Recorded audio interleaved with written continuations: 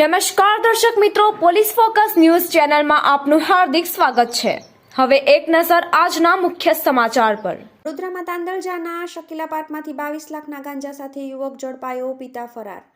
વડોદરાના તાંદલજા વિસ્તારના એક મકાનમાંથી પોલીસે હાઇબ્રિડ ગાંજાનો મોટો જથ્થો ઝડપી પાડી એક કરિયરની અટકાયત કરી છે, જ્યારે તેના પિતાને વોન્ટેડ જાહેર કર્યા છે। તાંદલજા બેસિલ સ્કૂલ પાસે આવેલા શકીલા પાર્કના મકાનમાં રહેતા અબ્દુલ પટેલના ઘરે હાઇબ્રિડ ગાંજો હોવાનું અને તેનું વેચાણ થતું હોવાની વિગતોને પગલે એસઓજીની ટીમે દરોડો પાડ્યો હતો। પોલીસે મકાનમાં સર્ચ કરતા ₹22 લાખની કિંમતનો 700 ગ્રામ ઉપરાંતનો હાઇબ્રિડ ગાંજો મળી આવ્યો હતો। મકાનમાંથી આદિબ અબ્દુલ પટેલ મળી આવતા તેની અટકાયત કરવામાં આવી હતી, જ્યારે અગાઉ ડ્રગ્સ કેસમાં પકડાયેલો તેનો પિતા અબ્દુલ પટેલ સુરત તરફ હોવાની વિગતો મળતા તેને વોન્ટેડ જાહેર કરવામાં આવ્યો છે।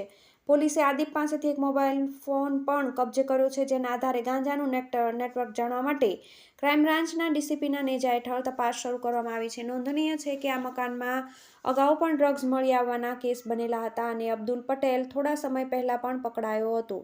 મિત્રો, આવા જ અવનવા સમાચાર જાણવા માટે અમારી ચેનલને લાઈક કરો, સબસ્ક્રાઇબ કરો અને બેલ આઇકોન પર પ્રેસ કરો, જેથી અમારી ન્યૂઝની બધી જ અપડેટ આપને મળતી રહે।